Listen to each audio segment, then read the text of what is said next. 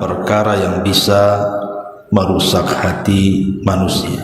Apa saja 6 perkara itu? Dan kenapa pembahasan ini sangat penting?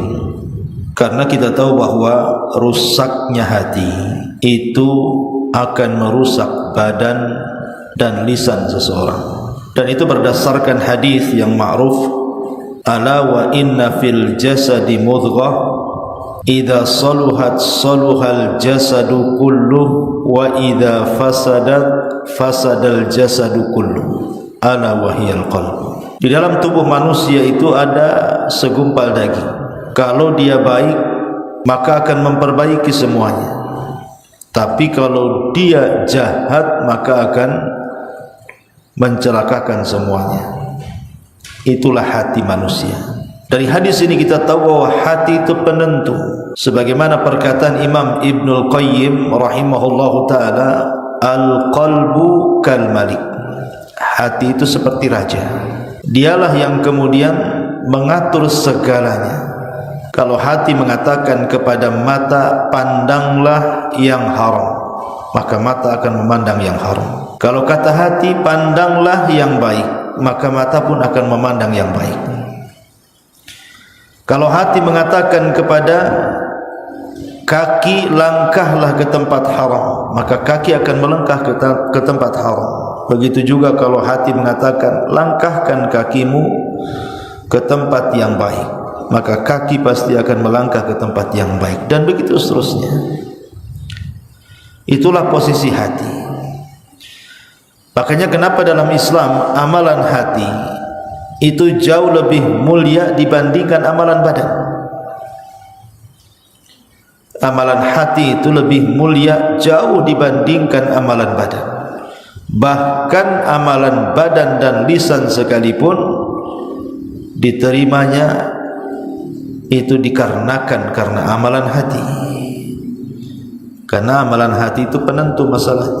Lah, dari sini kita tahu tentang pentingnya pembahasan ini. Jangan sampai hati kita rusak. Ma'asyiral muslimat yang dimuliakan Allah Subhanahu wa taala. Lalu apa saja 6 perkara yang bisa merusak hati itu? Ini dirangkum dari ucapan seorang imam tabi'in, imamnya para tabi'in, Hasan al-Basri rahimahullah ta'ala. Qala al-Hasan al-Basri rahimahullah ta'ala, fasadul qulubi mutawalladun min 6 asya'a. Rusaknya hati itu dilahirkan karena 6 perkara. Yang pertama, yudhnibuna bi raja'i taubati. Mereka melakukan dosa dengan harapan mendapatkan tobat. Yang kedua, wa yata'allamuna al-ilma wa la ya'maluna bi. Mereka belajar ilmu agama tetapi tidak mau mengamalkannya. Yang ketiga, wa idza 'amilu la yukhlisun. Kalaupun mereka mau mengamalkan ilmunya, mereka tidak ikhlas dalam pengamalannya. Yang keempat, wa ya'kuluna rizqallahi wa la yashkurun. Mereka memakan rizki Allah tapi mereka tidak pernah bersyukur. Yang kelima, la yardawna bi kismatillahi azza wa jalla. Tidak pernah merasa puas dan redha dengan pemberian Allah Subhanahu wa taala. Dan yang terakhir, yang nomor 6, wa yudfinuna mautahum wa la ya'tabirun. Mereka menguburkan orang-orang mati di sekitar mereka, tapi tidak pernah mengambil ibrah dari kematian. Inilah 6 perkara yang kita akan jelaskan, dirangkum dari perkataan Al-Imam Al-Hasanul Basri rahimahullah ta'ala. Yang pertama, yudhnibuna biraja'i taubati. Yang merusak hati adalah mereka melakukan dosa dengan harapan mendapatkan taubat. Ini bahaya, dan ini yang paling banyak di masyarakat,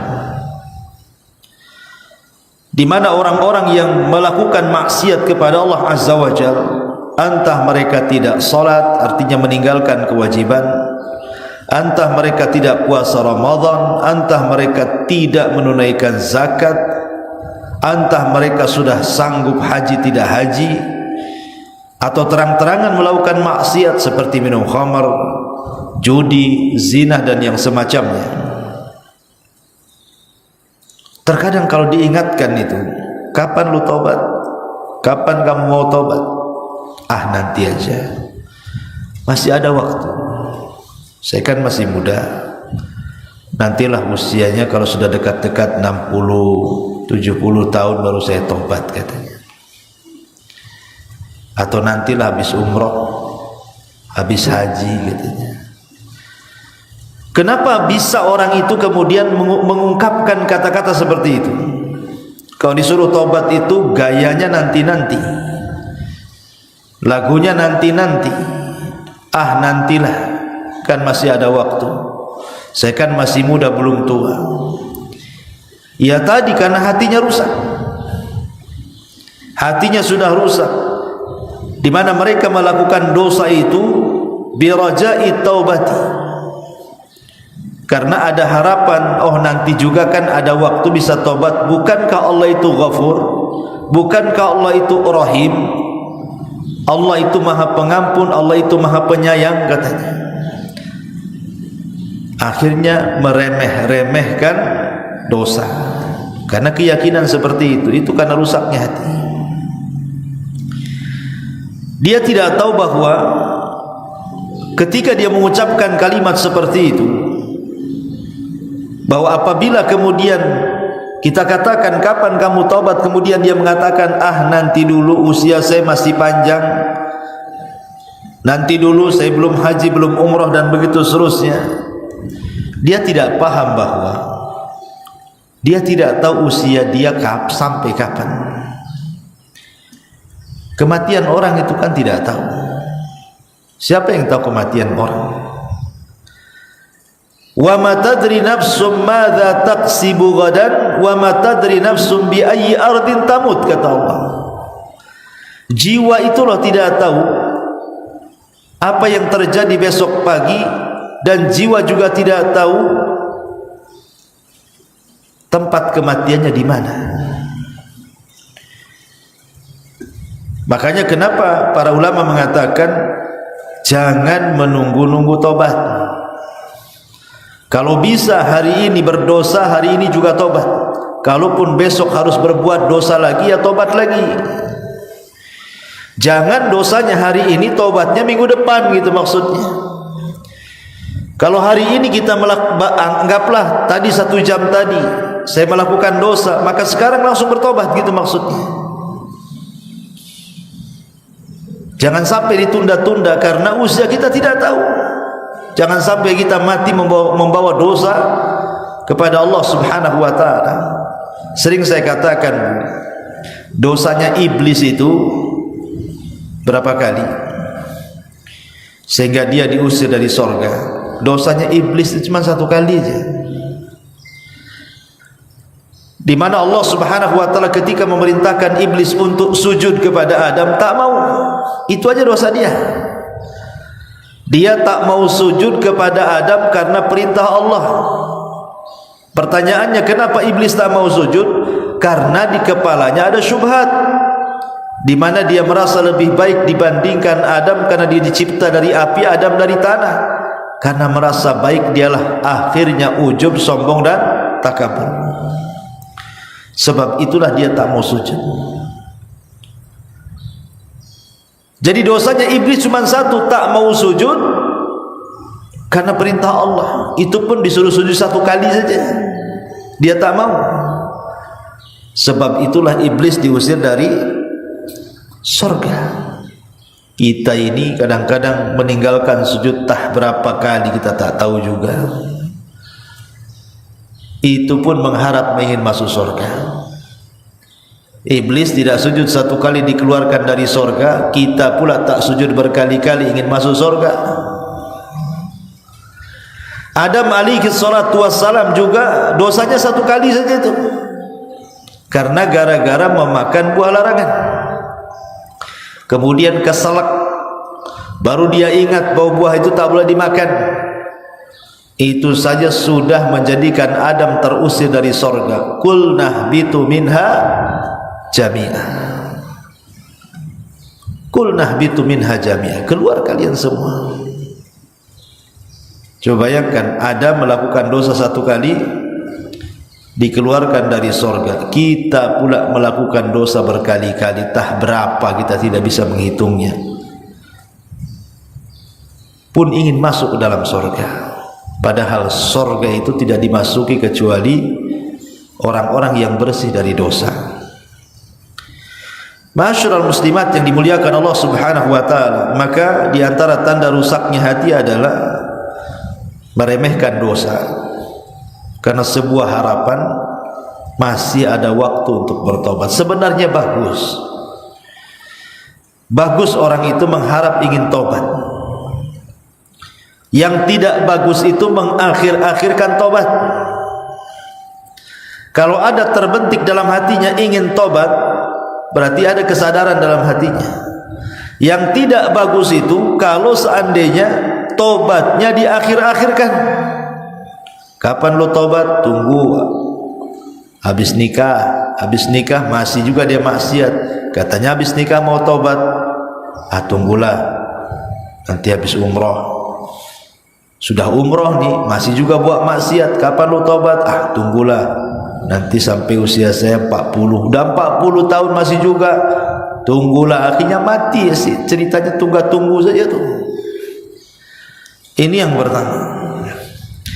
Yang kedua, wa ya'malunal ilma wa la ya'maluna. Mereka mempelajari ilmu agama tapi tidak untuk diamalkan. Tantangan berat para thalabatul ilmi ini ketika mereka mempelajari ilmu bukan untuk diamalkan, tapi untuk dijadikan kebanggaan, untuk berdebat, untuk merendahkan orang supaya nampak pengetahuan dia di atas manusia. Bukan itu tujuan belajar. Ibu datang kemari, duduk di majelis taklim seminggu sekali, atau di tempat lain seminggu sekali, atau di tempat lainnya. Terkadang ada ibu itu yang bisa ngaji dalam seminggu itu di 4-5 tempat. Untuk apa coba? Datang jauh-jauh ke pengajian dulu untuk apa? Tujuan kita ngaji itu kalau pulang dapat bekal jadi amalkan. Itu tujuannya. Karena rusaknya hati, kata Hasan Al-Basri, ketika orang belajar tidak ada niat untuk mengamalkan pengetahuannya. Memang tidak semua pengetahuan harus diamalkan. Seperti ibu punya pengetahuan tentang haji, tetapi kan ibu tidak bisa haji karena tak ada duit. Ya terpaksa kan gugur haji bagi ibu. Jadi tidak semua yang ibu ketahui harus diamalkan, tetapi minimalnya yang bisa diamalkan, amalkan. Yang tidak bisa diamalkan karena tidak punya kesanggupan, maka bertakwalah kepada Allah Subhanahu wa taala semampu kita. Fattaqullaha mastata'tum. Bertakwalah kalian semampu kalian. Kemudian yang ketiga, wa idza amilu la yukhlisuna. Walaupun mereka mau mengamalkan pengetahuannya tapi tidak ikhlas, alias riya. Ini penyakit hati. Riya itu penyakit hati. Makanya sering saya contohkan bagaimana kisah Zainul Abidin rahimahullah ta'ala.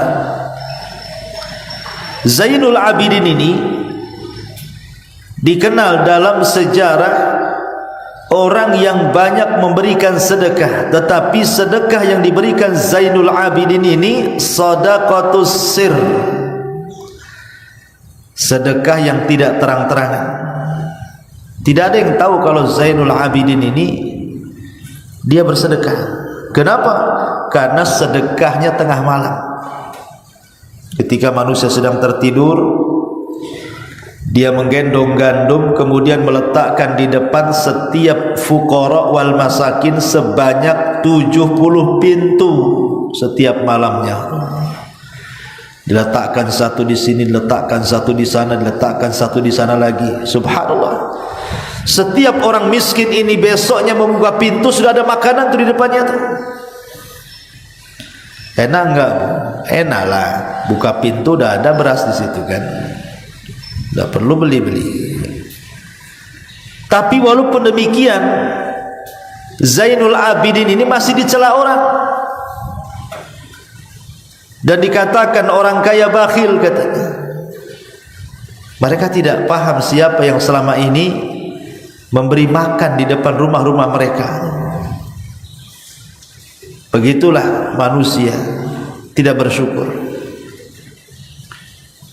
Mereka mencela orang yang memberinya karena ketidaktahuan. Lihat Hasan Al-Basri, dia tidak dikenal di mata manusia, justru manusia mencelanya, tapi dia sangat terkenal di langit di hadapan Allah dan para malaikatnya, karena ketika dia bersedekah hanya dia dengan Allah yang tahu. Orang-orang tidak tahu, dan itulah keikhlasan namanya. Ikhlas itu amalan yang hanya semata-mata Allah saja yang tahu dan ditujukan kepada Allah. Ketahuannya adalah ketika Zainul Abidin sudah meninggal, Bu, kemudian dimandikan. Saat dimandikan itulah yang memandikan bercerita bahwa di bahu Zainul Abidin itu penuh dengan kapalan karena banyak memanggul sesuatu.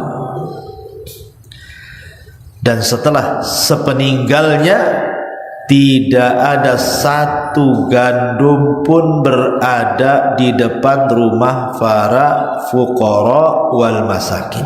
Dari situ tahu siapa yang selama ini bersedekah kepada mereka. Lah itulah ikhlas namanya. Ikhlas itu menyembunyikan, cukuplah kita yang tahu dengan Allah Azza wa Jalla. Karena yang merusak hati itu kalau sudah mereka mengamalkan sesuatu tetapi ingin dilihat orang, ingin dipuji orang, ingin dinilai orang, dan begitu seterusnya. Wa idza amilu la yukhlisuna.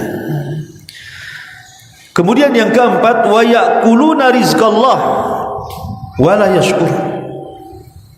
Mereka memakan rizki Allah tapi mereka tidak pernah bersyukur kepada Allah. Ada manusia-manusia itu, Bu, yang tidak pernah bersyukur kepada Allah Subhanahu wa ta'ala. Seperti dulu pernah saya jelaskan ketika kita membahas kitab Tauhid, ada orang-orang yang tidak bersyukur kepada Allah Azza wa Jalla. Contoh, ibu naik motor, dibonceng tukang ojol, tukang ojek, atau naik taksi online. Tiba-tiba kemudian dari yang berlawanan arah ada motor lain, ada mobil lain, hampir tabrakan. Tetapi Allah selamatkan ibu dan sopirnya. Tiba-tiba ibu katakan, kalau bukan karena kamu, tentu habis kita di sini. Kalau tentu karena kepiawaian kamu, karena kecerdasan kamu nyetir tadi, aduh, saya sudah di Tamiang mungkin. Lah menasabkan keselamatan kepada sopir, menasabkan keselamatan kepada tukang ojek ataupun tukang taksi dengan mengatakan karena kecerdasan mereka ibu selamat. Itu namanya tidak bersyukur dengan rizki Allah. Keselamatan itu rizki yang kasih itu Allah, bukan karena sopir tadi. Harusnya ibu jangan ngomong kalau bukan karena kamu, tapi ibu katakan kalau bukan karena Allah kemudian kamu. Nah, gitu bahasanya. Coba kalau tidak ada Allah kemudian kamu, habislah saya. Itu bahasa yang benar, supaya kita tidak melupakan Allah subhanahu wa ta'ala yang memberikan rizki kepada kita. Pokoknya apapun masalahnya, bu, jangan tinggalkan Allah. Kalau bukan karena Allah, kalau bukan karena Allah, itu penting tuh. Karena itu bentuk kita bersyukur akan nikmat Allah subhanahu wa ta'ala.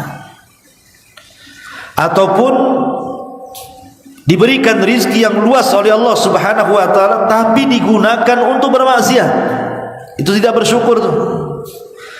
Allah kasih lo uang banyak-banyak, malah digunakan mabuk, digunakan judi, digunakan zina, digunakan hura-hura, jalan sana jalan sini, semua akan ditanya. Karena harta yang kita miliki itu titipan Allah, dan Allah ingin melihat apakah dia gunakan di jalannya ataupun tidak. Jangan seperti Qarun yang dititipi harta tiba-tiba sombong melawan Nabi Musa, bahkan menasabkan nikmat itu kepada dirinya pula. Innama utituhu min ilmin indi, kekayaan ini karena saya cerdas, kata Qarun. Maka Allah katakan fa khassafna bihi wa bidarihi al-ardh, kami tenggelamkan Qarun dan seluruh kekayaannya. Kemudian yang kelima, wala yardawna bikismatillahi azza wa jalla, tidak reda dengan pemberian Allah. Ini orang yang sakit hati nih. Orang yang rusak hatinya adalah tidak rela, tidak reda dengan pemberian Allah. Seorang muslim itu harus qanaah. Qanaah itu reda, ikhlas apapun yang Allah berikan. Karena terkadang ada orang-orang yang sengaja Allah subhanahu wa ta'ala fakirkan, sebab kalau dia kaya makin melampaui batas. Seperti Allah mengatakan, kalla innal insana la yatgha an ra'ahu istaghna. Terkadang manusia itu melampaui batas ketika dibentangkan rizki kepada dia. Ada orang yang memang sengaja diberikan kekayaan oleh Allah, sebab kalau dia fakir, jahat dia, kufur dia. Karena banyak orang-orang fakir ini melakukan kejahatan, melakukan kekufuran dan kesyirikan. Jadi ada orang-orang yang sengaja Allah buat kaya, dan tidak Allah buat miskin, sebab kalau miskin dia rusak. Ada orang-orang sengaja Allah buat dia miskin, sebab kalau Allah berikan kekayaan melampaui batas dia. Ada orang-orang diberikan sakit, sebab kalau sehat jahat dia. Ada orang-orang diberikan kesehatan, sebab kalau dia sakit makin jahat dia. Tidak bersyukur kepada Allah azza wa jalla. Jadi semua itu tidak lepas daripada hikmah, tidak lepas daripada hikmah yang Allah azza wa jalla berikan kepada kita.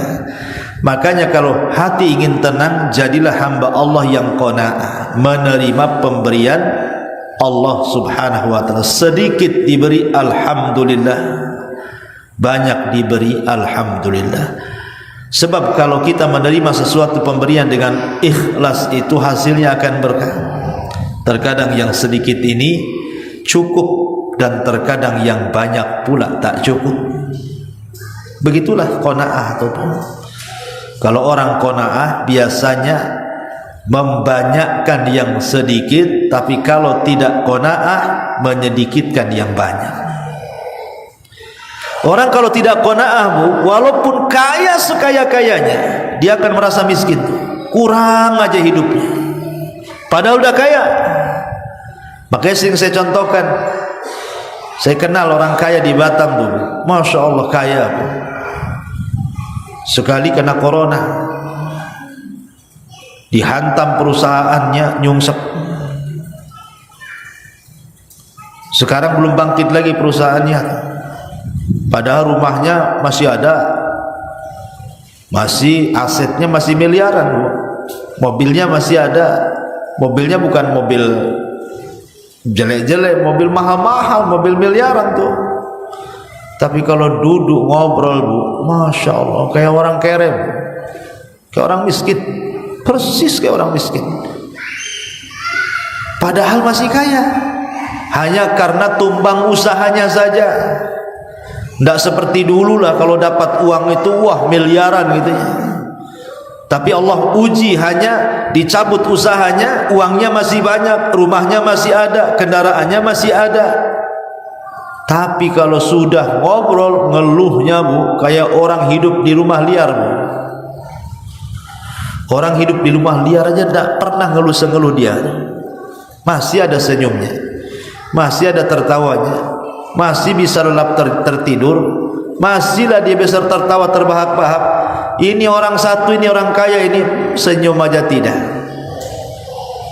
Ngeluhnya yang banyak, stresnya nampak di kepalanya. Subhanallah. Kadang ada orang kalau tidak qanaah tuh kayak gitu, padahal hartanya masih banyak tuh.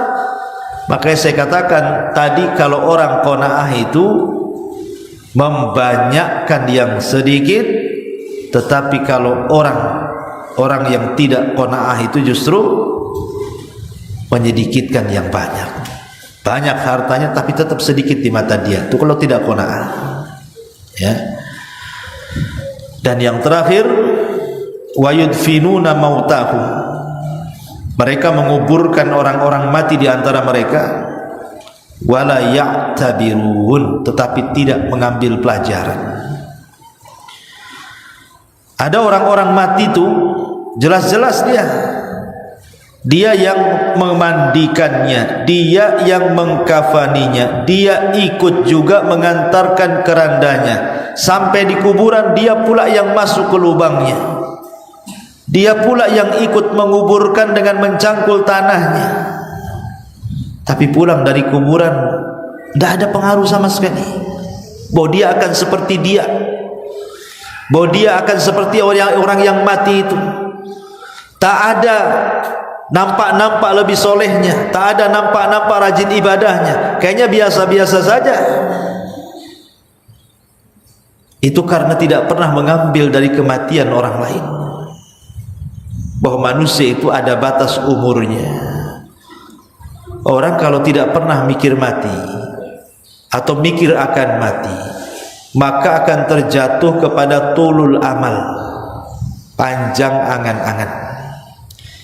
Kalau orang sudah panjang angan-angan, maka dia akan berpikir, kalau seandainya Allah memberikan 100 tahun lagi, 200 tahun lagi, bagus. Tapi dia tidak sadar, angan-angan bolehlah angan-angan, tapi kematian sebuah kepastian, datangnya tanpa pemberitahuan, dan kematian bukan akhir dari sebuah perjalanan. Dan kematian itu pasti akan menjemput siapapun dalam keadaan apapun, tanpa memandang apakah anda ini orang muliakah, orang tidak muliakah, pejabatkah, pemimpin kah, rakyat kah, orang kaya kah, orang miskin kah. Semua kematian datang tanpa pandang bulu. Makanya kenapa kemudian orang yang menguburkan atau melihat ada orang yang mati kok tidak mengambil pelajaran, berarti hatinya rusak, hatinya sedang rusak. Karena Nabi SAW saja memerintahkan kita ziarah kubur.